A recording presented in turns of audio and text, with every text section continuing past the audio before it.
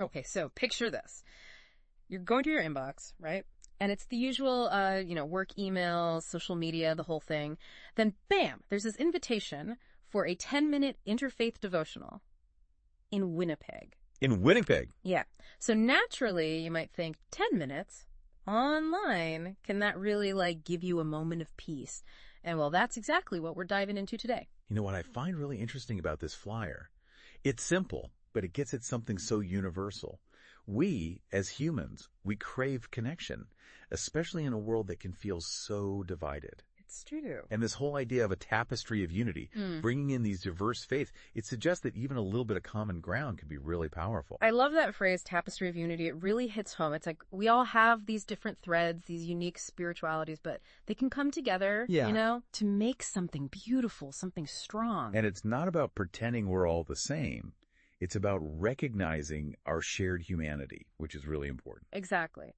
And it's more than just a nice idea. I mean, there's actual research showing that even a little interfaith dialogue, even just a little, can really increase empathy. Yeah. Understanding between people from all sorts of backgrounds. It's about building bridges instead of walls. Which is something we definitely need more of. Now, another thing that really struck me was the timing of this event. So it's happening during a week dedicated to Interfaith Holy Days from October 15th to 22nd.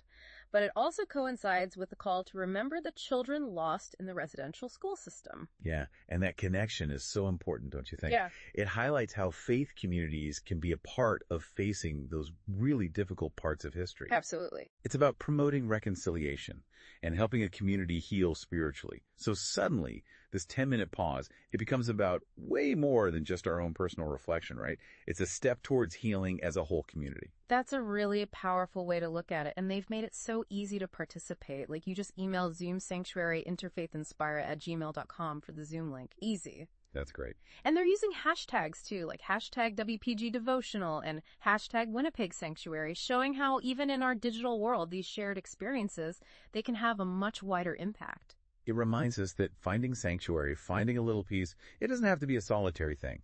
Sometimes it's about connecting with something bigger than ourselves, finding strength in our differences. You know, it makes you think, have you ever felt that pull? That need for something bigger than yourself, for connection? This 10-minute devotional, it could be a first step in exploring that feeling. It could be. In a world that feels increasingly divided, opening ourselves up to different spiritual practices could be a way forward for all of us. So, as you go about your day, think about this. How can you build in even a small moment of reflection, of mindfulness into your life? That's the question. Can you find a little bit of peace in the chaos? And could that moment connect you to something bigger? Something to think about.